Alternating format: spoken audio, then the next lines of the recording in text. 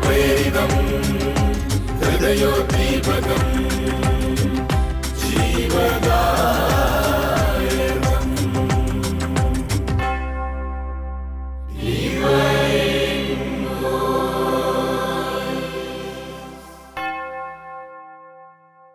ഈശോ മിശിഹായിൽ ഏറ്റവും സ്നേഹം നിറഞ്ഞ മാതാപിതാക്കന്മാരെ, പ്രിയ സഹോദരി സഹോദരന്മാരെ, കുഞ്ഞുമക്കളെ, ഡിവൈൻ വോയിസ് വചന ശുശ്രൂഷയിലേക്ക് ഒത്തിരി സ്നേഹത്തോടു കൂടെ നിങ്ങൾ ഓരോരുത്തരെയും സ്വാഗതം ചെയ്യുകയാണ്.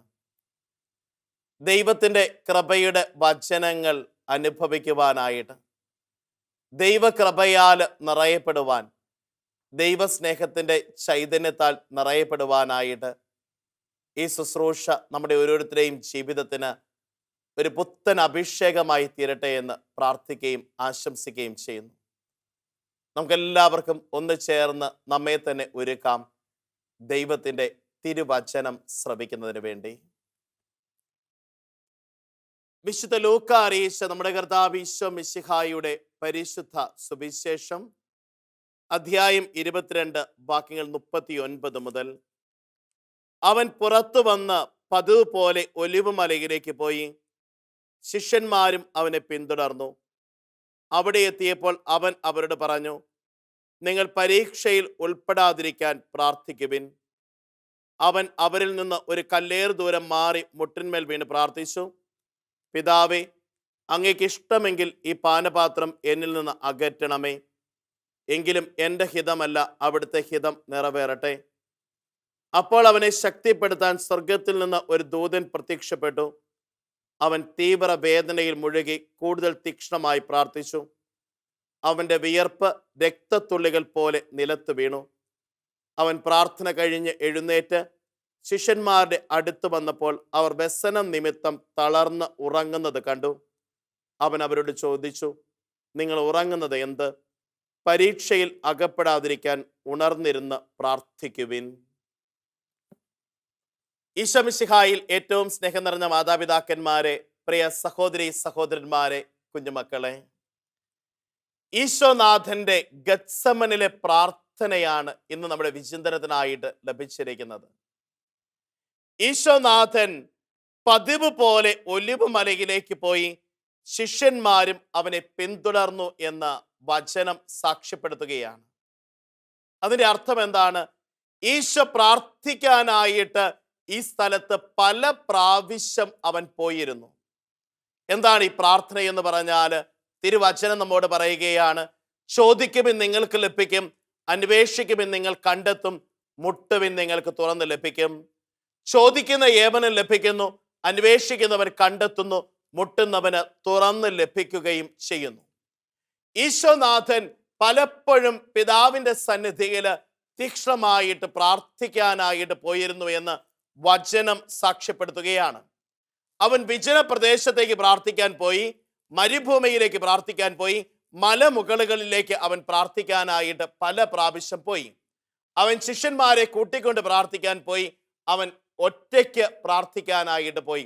ഈശോ എന്നും പിതാവുമായിട്ട് സാലോക്യപ്പെട്ട്, പിതാവുമായിട്ട് സ്നേഹത്തിൻ്റെയും പ്രാർത്ഥനയുടെയും ഐക്യത്തിൽ ജീവിച്ച ഒരു വ്യക്തിയാണ്. പ്രിയമുള്ള ദൈവജനമേ, ഇന്ന് നമ്മുടെ മനസ്സിൽ സൂക്ഷിക്കുന്ന ഒന്നാമത്തെ ചിന്തയാണ്, എൻ്റെ പ്രാർത്ഥനാ ജീവിതം എപ്രകാരം ഉള്ളതാണ്? എനിക്ക് ഇതുപോലെ തീക്ഷ്ണമായിട്ട് പ്രാർത്ഥിക്കാനുള്ള ഒരാഗ്രഹം എൻ്റെ മനസ്സിലുണ്ടോ? ഇന്ന് പലപ്പോഴും പലരും പറയാറുള്ള ഒന്നാണ്, പക്ഷെ എനിക്ക് പ്രാർത്ഥിക്കാനായിട്ട് ഒരാഗ്രഹമില്ല, പ്രാർത്ഥനാ ജീവിതത്തിൽ മടുപ്പ് തോന്നുന്നു. വേറെ ചിലർ പറയാറുണ്ട്, അച്ഛൻ ഞാൻ ഒത്തിരി പ്രാർത്ഥിച്ചു, പക്ഷെ എൻ്റെ പ്രാർത്ഥനയ്ക്ക് ഉത്തരം കിട്ടിയില്ല. ഇങ്ങനെയൊക്കെ പറയുന്നവരോട് ഞാൻ പറയാറുള്ളൊരു മറുപടി ഉണ്ട് ഇപ്രകാരം: നീ ഒത്തിരി പ്രാർത്ഥിച്ചിട്ടും, നീ ഒത്തിരി ഉപവസിച്ചിട്ടും, നീ ഒത്തിരി നേർച്ച കാഴ്ചകൾ കേട്ടിട്ടും നിന്റെ പ്രാർത്ഥനയ്ക്ക് ഉത്തരം കിട്ടുന്നില്ലെങ്കിൽ നിന്റെ പ്രാർത്ഥനയ്ക്ക് എന്തോ കുഴപ്പമുണ്ട്, നിന്റെ പ്രാർത്ഥനയ്ക്ക് എന്തോ പ്രശ്നമുണ്ട്. അത് പരിഹരിക്കാനായിട്ട് നീ ജീവിതത്തിൽ തയ്യാറായാൽ മാത്രമാണ് നിന്റെ പ്രാർത്ഥനയ്ക്ക് ഉത്തരം കിട്ടുകയും നിന്റെ പ്രാർത്ഥനകൾ അനുഗ്രഹപൂർണമാവുകയും ചെയ്യുള്ളൂ. ഇവിടെ നമുക്കത് പരിശോധിക്കാനായിട്ട് സാധിക്കണം. ഞാൻ പ്രാർത്ഥിക്കുമ്പോൾ എൻ്റെ ജീവിതം എപ്രകാരത്തിൽ ഉള്ളതാണ്? വചനം നമ്മോട് പറയുകയാണ്, നീ ബലിയർപ്പിക്കാനായിട്ട് വരുമ്പോൾ നിന്റെ സഹോദരന് നിന്നോട് എന്തെങ്കിലും വിരോധമുണ്ടെന്ന് തോന്നിയാൽ നിന്റെ ബലിവസ്തു അവിടെ വെച്ചിട്ട് ആദ്യം പോയി സഹോദരനുമായിട്ട് രമ്യതപ്പെടുക, അതിനുശേഷം വന്ന് ബലിയർപ്പിക്കുക. വീണ്ടും വചനം നമ്മോട് പറയുകയാണ്, ബലിയല്ല കരുണയാണ് ഞാൻ ആഗ്രഹിക്കുന്നത്. നമ്മുടെയൊക്കെ വിശ്വാസ ജീവിതത്തിൽ നാം ഒന്ന് ചിന്തിച്ചു നോക്കണം, എൻ്റെ പ്രാർത്ഥന എപ്രകാരത്തിൽ ഉള്ളതാണ്? ആത്മാർത്ഥമായിട്ട് പ്രാർത്ഥിക്കുവാനായിട്ട്, ദൈവസന്നിധിയിൽ ജീവിതത്തെ സമർപ്പിക്കാനായിട്ട് ജീവിതത്തിൽ എനിക്ക് പറ്റുന്നുണ്ടോ? തിരുവചനം പറയുകയാണ്, സങ്കീർത്തനങ്ങളുടെ പുസ്തകം 3-ാമത്തെ അധ്യായം 8-ാം വാക്യം പറയുകയാണ്, വിമോചനം കർത്താവിൽ നിന്നാണ്, അവിടുത്തെ അനുഗ്രഹം അങ്ങയുടെ ജനത്തിൻ്റെ മേൽ ഉണ്ടാകുമാറാകട്ടെ. വിമോചനം ഉണ്ടാകുന്ന കർത്താവിൽ നിന്നാണ്, അവിടുത്തെ അനുഗ്രഹം അങ്ങയുടെ ജനത്തിന്മേൽ ഉണ്ടാകുമാറാകട്ടെ. വീണ്ടും സങ്കീർത്തനങ്ങളുടെ പുസ്തകം 9-ാം സങ്കീർത്തനം 9-ാം വാക്യം പറയുന്നു, കർത്താവ് മർദ്ദിതരുടെ ശക്തി ദുർഗമാണ്, കഷ്ടകാലത്ത് അവരുടെ അഭയസ്ഥാനവും. ഇപ്രകാരത്തിലുള്ള ദൈവസന്നിധിയിൽ ജീവിതത്തെ സമർപ്പിച്ചുകൊണ്ട് തീക്ഷ്ണമായിട്ട് പ്രാർത്ഥിക്കാനായിട്ട് ജീവിതത്തിൽ നമുക്ക് സാധ്യമാകണം. അവിടെ എത്തിയപ്പോൾ അവൻ അവരോട് പറഞ്ഞു, നിങ്ങൾ പരീക്ഷയിൽ ഉൾപ്പെടാതിരിക്കാൻ പ്രാർത്ഥിക്കുവിൻ. പ്രാർത്ഥനയുടെ 2-ാമത്തെ ഒരു മേഖലയാണ് പ്രിയമുള്ളവരെ, പ്രാർത്ഥനയിൽ പരീക്ഷണങ്ങൾ ഒന്നിന് പുറകെ ഒന്നായിട്ട് ഉണ്ടാകും. നമ്മുടെയൊക്കെ വിശ്വാസ ജീവിതത്തിൻ്റെ പ്രാർത്ഥനയിൽ പല വിധത്തിലുള്ള പരീക്ഷണങ്ങൾ ഉണ്ടാകും. വിശ്വാസം പരീക്ഷിക്കപ്പെടുന്നിടത്താണ് അത് ശക്തമായിട്ട് മാറുന്നത്. വിശ്വാസം പരീക്ഷിക്കപ്പെടുമ്പോഴാണ് അത് ശക്തമായിട്ട് മാറുന്നത്. അപ്പോൾ നമ്മുടെയൊക്കെ പ്രാർത്ഥനാ ജീവിതത്തിൽ പരീക്ഷകൾ ഉണ്ടാകും. ഈ പരീക്ഷകൾ ഉണ്ടാകുമ്പോൾ നമ്മൾ പരാജയപ്പെടുകയല്ല ചെയ്യേണ്ടത്, മറിച്ച് എന്താ നമ്മൾ ചെയ്യേണ്ടത്? കൂടുതൽ തീക്ഷ്ണമായിട്ട് പ്രാർത്ഥിക്കണം. ഈശോനാഥൻ അത് തന്നെയാണ് പറയുന്നത്. ഒരുവനെ അവൻ്റെ അടുക്കൽ കൊണ്ടുവന്നു. എപ്രകാരമുള്ള ഒരുവനെ? അപസ്മാര രോഗിയായിട്ടുള്ള ഒരുവനെ കൊണ്ടുവന്നു കഴിഞ്ഞപ്പോൾ പറയുകയാണ്, യേശുവിൻ്റെ അടുത്ത് പറയുകയാണ്, നിന്റെ ശിഷ്യന്മാരുടെ അടുത്ത് കൊണ്ടുചെന്നു, പക്ഷെ അവർക്കൊന്നും ചെയ്യാനായിട്ട് സാധിച്ചില്ല. ഈശോനാഥൻ അവനിലുള്ള തിന്മയുടെ ദുരാത്മാവിനെ ശാസിച്ചു പുറത്താക്കി. അപ്പോൾ യേശുവിൻ്റെ ശിഷ്യന്മാർ വന്ന് ചോദിക്കുകയാണ് യേശുവിൻ്റെ അടുക്കൽ, എന്തുകൊണ്ട് ഞങ്ങൾക്ക് പുറത്താക്കാനായിട്ട് സാധിച്ചില്ല? ഈശോ പറയുകയാണ്, ഉപവാസം കൊണ്ടും പ്രാർത്ഥന കൊണ്ടും മാത്രമേ ഇത് സാധ്യമാകുള്ളൂ. വീണ്ടും ഈശോ പറയുകയാണ്, ഒരു കടുക് മണിയോളം വിശ്വാസം നിനക്കുണ്ടെങ്കിൽ ഈ മലയോട് ഇവിടെ നിന്ന് മാറി കടൽ ചെന്ന് നിബദിക്കുക എന്ന് പറഞ്ഞാൽ അപ്രകാരം സംഭവിക്കും. പ്രിയമുള്ളവരെ, നമ്മുടെയൊക്കെ ജീവിതത്തിൽ നാം ഓരോരുത്തരും ചിന്തിച്ചു നോക്കണം, നമ്മുടെയൊക്കെ വിശ്വാസം പരീക്ഷിക്കപ്പെടുന്ന അവസ്ഥകൾ ജീവിതത്തിലുണ്ടാകുമ്പോൾ എപ്രകാരത്തിൽ നാം ആയിരിക്കുന്നു? ജീവിതത്തിന് സഹനമായിക്കോട്ടെ, ജീവിതത്തിന് രോഗമായിക്കോട്ടെ, ജീവിതത്തിന് പ്രതിസന്ധി ആയിക്കോട്ടെ, നമ്മുടെ ജീവിതത്തിൽ നമ്മുടെ വിശ്വാസം പരീക്ഷിക്കപ്പെടുന്ന സമയമുണ്ട്.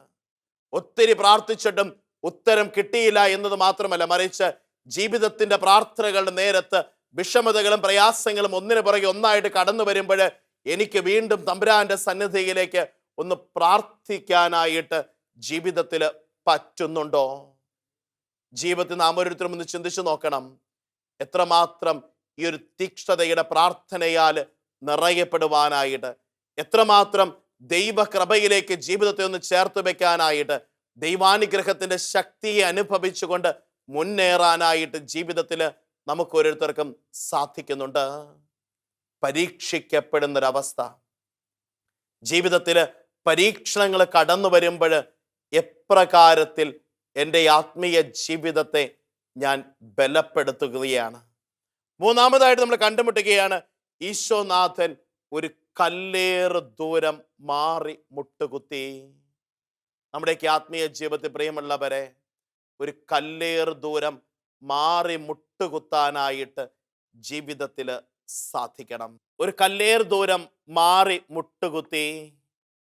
നമ്മുടെയൊക്കെ ജീവിതത്തിൽ നാം ഓരോരുത്തരും ഒന്ന് ചിന്തിച്ചു നോക്കണം, ഒരു കല്ലേറ് ദൂരം മാറി മുട്ടുകുത്താനായിട്ട് ജീവിതത്തിൽ നമുക്ക് സാധിക്കുന്നുണ്ടോ? എന്നെ അസ്വസ്ഥപ്പെടുത്തുന്ന, എന്നെ പ്രയാസപ്പെടുത്തുന്ന, എൻ്റെ ജീവിതത്തിലേക്ക് പ്രലോഭനം വരുന്ന വഴികളിൽ നിന്നൊക്കെ ഒരു കല്ലേറ് ദൂരം മാറി മുട്ടുകുത്തി ദൈവസന്നിധിയിലായിരിക്കാനായിട്ട്, പ്രയാസങ്ങളുടെയും പ്രതിസന്ധികളുടെയും നടുവിൽ നിന്ന് ഒന്ന് മാറി നിന്നുകൊണ്ട് ദൈവസന്നിധിയിൽ ഒന്ന് നിലവിളിക്കാനായിട്ട് ജീവിതത്തിൽ എനിക്കും നിങ്ങൾക്കും സാധ്യമാകണം. പ്രിയമുള്ളവരെ, ഈ മാറി മുട്ടുകുത്തല് ജീവിതത്തിൻ്റെ ഒരു അത്യാവശ്യമാണ്. ഇത് ഞാൻ പറയും, വളരെ ശക്തമായിട്ട് പറയും.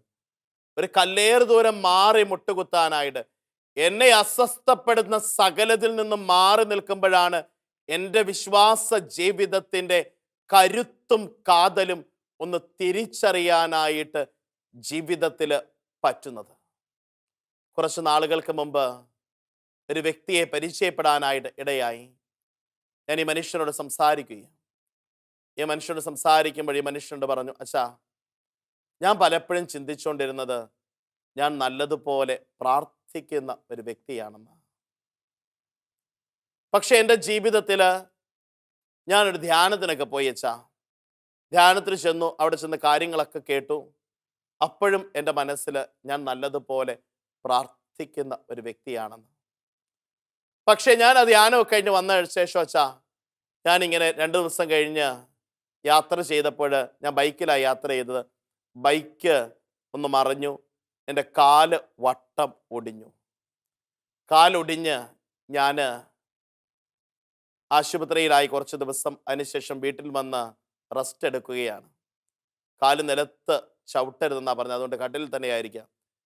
ഞാൻ ഈ കട്ടിലിലായിരിക്കുന്ന സമയത്ത് ഞാൻ ഈ ധ്യാനത്തിന് പോലെ എഴുതിയെടുത്ത നോട്ടും അവിടെ പറഞ്ഞ കാര്യങ്ങളും വചനഭാഗവും ഒക്കെ എടുത്തു വെച്ചാ ഒന്നുകൂടി ഒന്ന് വായിക്കാനായിട്ട് തുടങ്ങി. ആ വായന എൻ്റെ ജീവിതത്തെ ഒത്തിരി മാറ്റിമറിച്ച ഒന്നാണ്. ഞാൻ ഏകാഗ്രമായിട്ടിരുന്ന് വായിക്കാനും ഞാൻ കുറേയും കൂടി ആഴമായിട്ട് ദൈവവചനത്തോട് ചേർത്ത് വെച്ച് ധ്യാനിക്കാനൊക്കെ തുടങ്ങിയപ്പോൾ എൻ്റെ ജീവിതത്തിൻ്റെ കുറവുകൾ എനിക്ക് മനസ്സിലാക്കാനായിട്ട് സാധിച്ചു. അന്ന് വരെ എന്നെ അസ്വസ്ഥപ്പെടുത്തി വന്ന പലതുമുണ്ട്. അന്ന് വരെ എൻ്റെ ജീവിതത്തിൻ്റെ പല പ്രാർത്ഥനകളുണ്ട്. അതൊക്കെ മാറ്റി വെച്ചുകൊണ്ട് ഞാൻ വളരെ ശാന്തമായിട്ട് ദൈവസന്നിധിയിലായിരുന്നു കൊണ്ട് പ്രാർത്ഥിക്കാൻ തുടങ്ങിക്കഴിഞ്ഞപ്പോഴത്തേക്കും എൻ്റെ ജീവിതത്തിലേക്ക് ഒരു വലിയ വെളിച്ചം വീശുന്നൊരവസ്ഥ എനിക്ക് അനുഭവിക്കാനായിട്ട് ജീവിതത്തിൽ സാധിച്ചു. ഈ മനുഷ്യൻ വീണ്ടും തുടർന്ന് പറഞ്ഞു വെക്കുകയാണ്, ഞാനൊന്ന് മാറി നിന്ന് ചിന്തിക്കാനായിട്ട് തുടങ്ങി. ഞാനൊന്ന് മാറി നിന്ന് എൻ്റെ ജീവിതത്തെക്കുറിച്ച് ഒന്ന് ചിന്തിക്കാനായിട്ട് തുടങ്ങി. ഈ മാറി നിന്നുള്ള ചിന്ത എന്ന് പറയുന്ന പ്രിയമുള്ളവരെ, സക്കേബോസ് ചുങ്കമേശ വിട്ട് സിക്കമൂർ മരത്തിന്റെ മുകളിൽ കയറി നിന്ന് മാറി നിന്നൊന്ന് ചിന്തിച്ചു. അവന്റെ ജീവിതത്തിൽ ഒന്ന് ചിന്തിച്ചു നോക്കിക്കേ. കാനാൽക്കാരി സ്ത്രീ ഈശോ പറഞ്ഞപ്പോൾ അവൾ അന്ന് വരെയുള്ള ജീവിത ശൈലിയെക്കുറിച്ച് ഒന്ന് മാറി നിന്നൊന്ന് ചിന്തിച്ചു. അത് അവരുടെ ജീവിതത്തിലേക്ക് വലിയൊരു വിശുദ്ധീകരണത്തിന് കാരണമായി തീർന്നു. നമ്മുടെയൊക്കെ വിശ്വാസ ജീവിതത്തിൽ നാം ഒന്ന് ചിന്തിച്ചു നോക്കണം. ഒന്ന് മാറി നിന്ന് ചിന്തിക്കാനായിട്ട്, ഒന്ന് മാറി നിന്ന് പരിശോധിക്കാനായിട്ട് ജീവിതത്തിൽ നമുക്ക് സാധ്യമാകണം.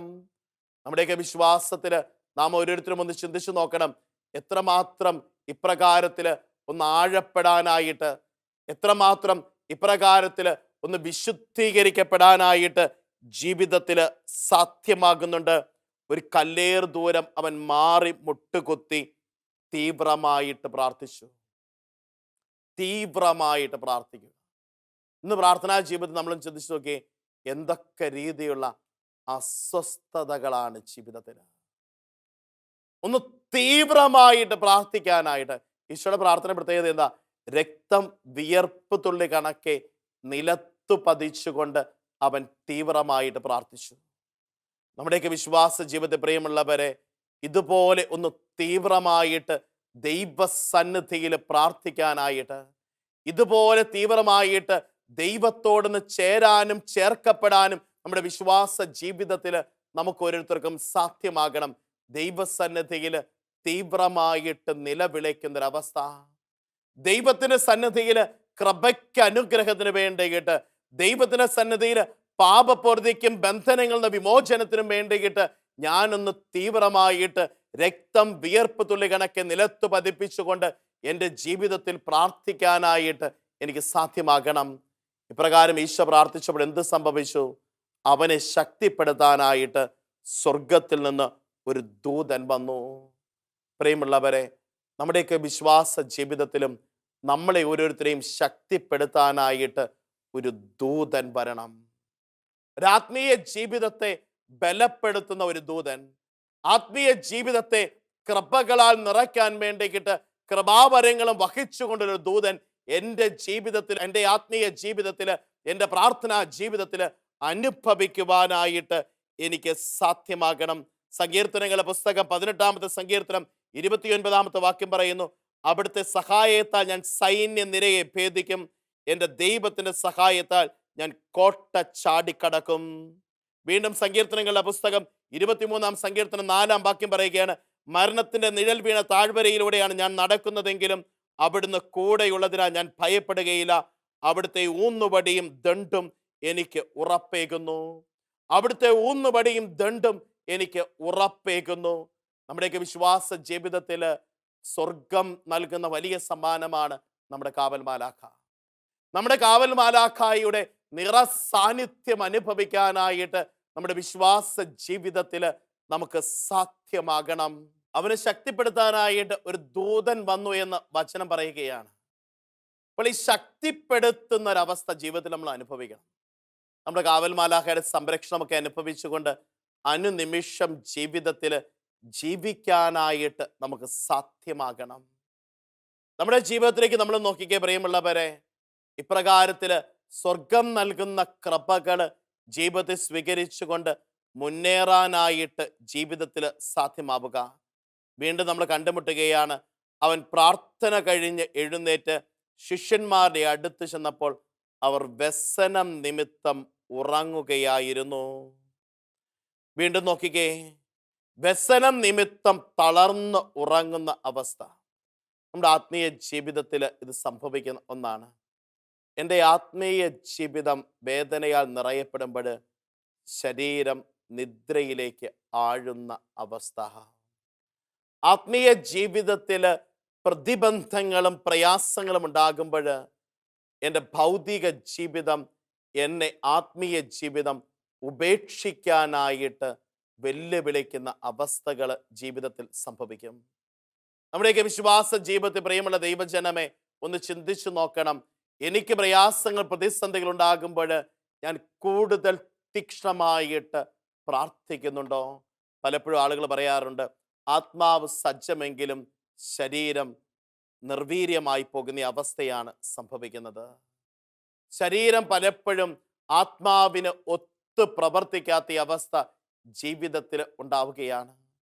നമ്മുടെയൊക്കെ വിശ്വാസ ജീവിതത്തിൽ ഇപ്രകാരത്തിൽ ദൈവകൃപയിൽ നിറയപ്പെടാനായിട്ട് ഞാൻ കഠിനാധ്വാനം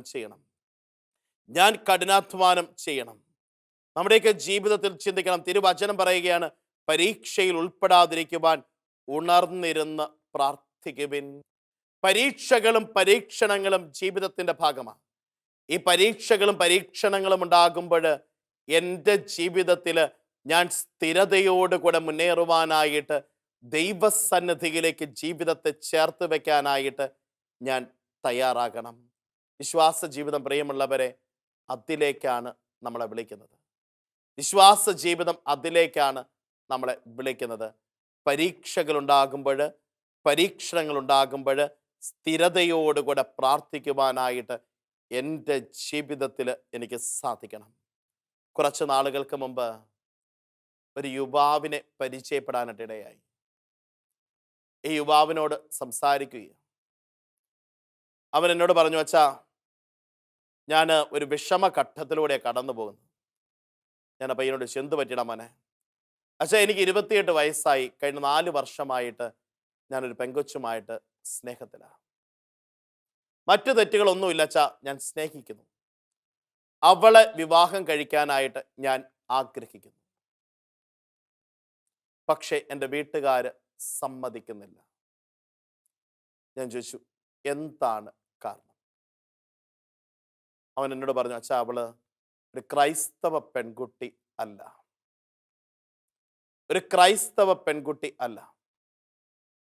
പക്ഷെ അവള് ഇങ്ങോട്ട് ചേർന്ന് വിവാഹം കഴിക്കാനൊക്കെ ആയിട്ട് തയ്യാറാണ്. അച്ഛാ, എൻ്റെ അപ്പനെയും അമ്മയും വിഷമിപ്പിക്കുവാനായിട്ട് ഞാൻ ആഗ്രഹിക്കുന്നില്ല. പക്ഷേ എനിക്ക് അവളെ ഉപേക്ഷിക്കാനായിട്ടും പറ്റില്ല. അച്ഛാ, ഒരു തീരുമാനം എടുക്കാനായിട്ട് പറ്റുന്നില്ല. ഞാൻ ആ പയ്യനോട് പറഞ്ഞു, മോനെ, നീ ഒരു കാര്യം ചെയ്യ. ഒരു തീരുമാനം നിന്നോട് പറയാനും ഞാൻ ആളല്ല. നീ ഒരു കാര്യം ചെയ്യ, നീ പ്രാർത്ഥിക്കുക. നീ ദൈവ തിരുസന്നിധി തീക്ഷണമായിട്ട് പ്രാർത്ഥിക്കും. പ്രത്യേകിച്ച് പരിശുദ്ധ അമ്മയുടെ ജപമാല ചൊല്ലി നീ തീക്ഷണമായിട്ട് പ്രാർത്ഥിക്കും. ഏതായാലും പ്രിയമുള്ളവർ, ഇവൻ ഇപ്രകാരം പറഞ്ഞു വിട്ടു. ഇവന് വേണ്ടി ഞാനും പ്രാർത്ഥിച്ചു. ഏകദേശം 2-3 മാസം കഴിഞ്ഞ് ഇവൻ എന്നെ കാണാനായിട്ട് വന്നു. ഇവൻ എന്നെ കാണാനായിട്ട് വന്നപ്പോൾ ഇവൻ എന്നോട് പറഞ്ഞു, അച്ഛൻ എന്നോട് പറഞ്ഞല്ലോ, നല്ലതാണെങ്കിൽ നടക്കും, നീ പ്രാർത്ഥിക്കാൻ പറഞ്ഞല്ലോ. അച്ഛൻ, ഞാൻ ശക്തമായിട്ട് പ്രാർത്ഥിച്ചു, പക്ഷേ വിവാഹം നടക്കില്ല. എന്താ കാരണം? എന്താണ് കാരണം? അച്ഛാ, ആ പെൺകുട്ടി എന്നോട് പറഞ്ഞിരുന്നത് ഇവിടെ ചേരാം, ഈ സഭയിലേക്ക് ചേരാം, കത്തോലിക്ക വിശ്വാസത്തിൽ മാമോദീസ സ്വീകരിക്കാം എന്നൊക്കെയാണ് പറഞ്ഞിരുന്നത്. പക്ഷേ ഇതെല്ലാം പറഞ്ഞ് ഒരുക്കങ്ങളൊക്കെ ആയപ്പോൾ അവർ പറഞ്ഞു 2 രീതിയിൽ വിവാഹം നടത്തണമെന്ന്. ഞാൻ ചിന്ത, 2 രീതിയിൽ വിവാഹം? ഒന്ന്, അവരുടെ മതവിശ്വാസം അനുസരിച്ചുള്ള വിവാഹം നടക്കണം, അതിനുശേഷം പള്ളി വെച്ച് വേണമെങ്കിൽ നടത്താം. 2 വിവാഹം നടത്തണമെന്ന്. പക്ഷെ എൻ്റെ വീട്ടുകാരെ സംബന്ധിച്ചും എന്നെ സംബന്ധിച്ച് വെച്ചാൽ അത് അംഗീകരിക്കാനായിട്ട് സാധിക്കുന്നതല്ലായിരുന്നു. പക്ഷെ ആദ്യമൊന്നും ഇതെന്നോട് പറഞ്ഞിട്ടില്ലായിരുന്നു. പക്ഷെ പിന്നീടാണ് ഈ കാര്യങ്ങളൊക്കെ പറയുന്നതും. പിന്നീട് എന്നോട് പറഞ്ഞു, മാമോദീസ സ്വീകരിച്ചാലും നിങ്ങളുടെ മതത്തിലേക്ക് വന്നാലും ഞാൻ എൻ്റെ ആചാരങ്ങൾ ഞാൻ പാലിക്കും, എൻ്റെ ആചാരങ്ങൾ വെച്ച് ഞാൻ ജീവിക്കും. ഞാൻ പറഞ്ഞു, മോനെ, ഇതല്ലേ ഞാൻ നിന്നോട് പറഞ്ഞത്, നീ തീക്ഷണമായിട്ട് പ്രാർത്ഥിക്കുമ്പോൾ നിന്റെ ജീവിതത്തിലേക്ക് കടന്നു വരാനുള്ള തിന്മ തടയപ്പെടും. നിന്റെ ജീവിതത്തിൽ കടന്നു വരുന്ന തിന്മകൾ തടയപ്പെടും. പ്രിയമുള്ള ദൈവജനം, ഇത് ഞാൻ ഒത്തിരി പേരുടെ ജീവിതത്തിൽ ഈ കാലഘട്ടത്തിൽ കാണാനായിട്ട് ഇടയായിട്ടുണ്ട്. ഇപ്രകാരം തീക്ഷണമായിട്ട് പ്രാർത്ഥിക്കാനൊക്കെ തുടങ്ങിക്കഴിയുമ്പോഴത്തേക്കുണ്ടല്ലോ, അവരുടെ ഇഷ്ടങ്ങളൊക്കെ മാറ്റിവെച്ചുകൊണ്ട് ദൈവത്തിൻ്റെ ഇഷ്ടത്തിന് വേണ്ടിയിട്ട് പൂർണ്ണമായിട്ട് സമർപ്പിച്ചുകൊണ്ട് പ്രാർത്ഥിക്കാനൊക്കെ തുടങ്ങിക്കഴിയുമ്പോഴത്തേക്കും ജീവിതത്തിലേക്ക് വലിയ കൃപകളും അനുഗ്രഹങ്ങളും സംഭവിക്കുകയാണ്. ജീവിതത്തെ വരിഞ്ഞു മുറുക്കുന്ന പല വിധത്തിലുള്ള തിന്മകളും എടുത്തു മാറ്റപ്പെടുന്ന അവസ്ഥകൾ ജീവിതത്തിൽ കണ്ടുമുട്ടാനായിട്ട് ഇടയായിട്ടുണ്ട്.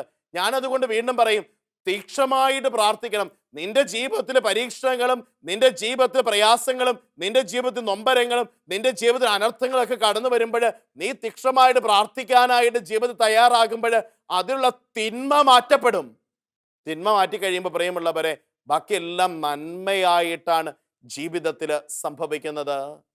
ദൈവത്തിൻ്റെ വലിയൊരു സ്നേഹത്തിന് ജീവിതത്തെ സമർപ്പിക്കാനായിട്ട് നമുക്കും സാധിക്കണം. ഈ തിരുവചന ഭാഗത്ത് നാം ധ്യാനിച്ച് കടന്നു പോകുമ്പോൾ നാം കണ്ടുമുട്ടുകയാണ്, ഈശോനാഥൻ, പുത്രനായവൻ, പിതാവിൽ നിന്നുള്ള ഏക സത്തയായവൻ എന്താ സംഭവിക്കുന്നത്? അവൻ ഇവിടെ നോക്കിക്കേ, പിതാവിൻ്റെ സന്നിധിയിൽ തീക്ഷണമായിട്ട് പ്രാർത്ഥിക്കുകയാണ്. പുത്രനായ ഈശോ ഇത്രമാത്രം പ്രാർത്ഥിച്ചെങ്കിൽ സൃഷ്ടികളായ നമ്മൾ സൃഷ്ടാവിൻ്റെ സന്നിധിയിൽ എത്രമാത്രം പ്രാർത്ഥിക്കാനായിട്ട് കടപ്പെട്ടിരിക്കുന്നു. എത്രമാത്രം ദൈവസന്നിധിയിലേക്ക് ജീവിതത്തെ ഒന്ന് ചേർത്ത് വയ്ക്കുവാനായിട്ട്, എത്രമാത്രം ദൈവസന്നിധിയോട് ചേർന്ന് നിന്നുകൊണ്ട് ജീവിതത്തെ കൃപയും അനുഗ്രഹവുമാക്കാനായിട്ട് നമ്മുടെയൊക്കെ ജീവിതത്തിൽ പ്രിയമുള്ളവരെ ഒരു ഉത്തരവാദിത്തമില്ലേ? ദൈവത്തിൻ്റെ മുൻപിൽ ജീവിതത്തെ സമർപ്പിക്കുവാനായിട്ട്, ദൈവത്തിൻ്റെ കൃപയ്ക്ക് വേണ്ടിയിട്ട് എൻ്റെ ജീവിതത്തെ വിട്ടുകൊടുക്കാനായിട്ട്, വിമോചനം കർത്താവിൽ നിന്നാണ്, അവിടുത്തെ അനുഗ്രഹം അങ്ങയുടെ ജനത്തിൻ്റെ മേൽ ഉണ്ടാകുമാറാകട്ടെ എന്നാണ് സങ്കീർത്തനത്തിൽ നാം വായിക്കുന്നത്. അപ്പോൾ ഈ വിമോചനം നൽകുന്ന ദൈവത്തിൻ്റെ സന്നിധിയിലേക്ക്, അനുഗ്രഹം തരുന്ന ദൈവത്തിൻ്റെ സന്നിധിയിലേക്ക് ജീവിതത്തെ പൂർണ്ണമായിട്ട് സമർപ്പിക്കുവാനായിട്ട് നമ്മുടെയൊക്കെ വിശ്വാസ ജീവിതത്തിൽ നമുക്ക് പറ്റണം. നമ്മുടെ പ്രാർത്ഥനകൾ അനുഗ്രഹപൂർണ്ണമാകണം. വിശുദ്ധ അൽഫോൻസസ് മരിയാടി ലിഗോരി പറഞ്ഞു വെക്കുകയാണ്, പ്രാർത്ഥിക്കുന്നവൻ രക്ഷ പ്രാപിക്കും, പ്രാർത്ഥിക്കാത്തവൻ നശിച്ചു പോകും. നമ്മുടെയൊക്കെ ജീവിതത്തിൽ പ്രിയമുള്ളവരെ, ആഴമായ ഒരു പ്രാർത്ഥനയാൽ, വിശ്വാസത്തിൻ്റെ ശക്തിയാൽ നിറയപ്പെടുവാനായിട്ട് ജീവിതത്തിൽ സാധ്യമാകണം.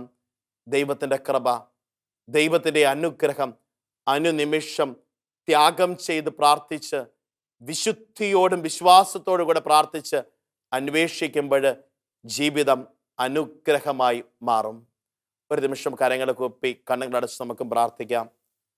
കാരുണ്യവാനും സ്നേഹനിധിയുമായ നല്ല ദൈവമേ, അങ്ങേ തിരുസന്നിധിയോടെ ഈ നിമിഷം എൻ്റെ ജീവിതത്തെ ചേർത്ത് വയ്ക്കുന്നു. വിശ്വാസത്തിൻ്റെ ആഴങ്ങളിൽ നിന്ന് പ്രാർത്ഥിക്കുവാനായിട്ട്, ദൈവകൃപയെ, ദൈവാനുഗ്രഹത്തെ അന്വേഷിക്കുവാൻ, അവിടുത്തെ ശക്തിയാൽ നിറയപ്പെടുവാൻ എന്നെ അനുഗ്രഹിക്കണമേ. അമ്മേ മാതാവേ, എനിക്ക് വേണ്ടി മാധ്യസ്ഥം യാചിക്കണമേ. പിതാവിൻ്റെയും പുത്രൻ്റെയും പരിശുദ്ധാത്മാവിൻ്റെയും നാമത്തിൽ ആമേൻ.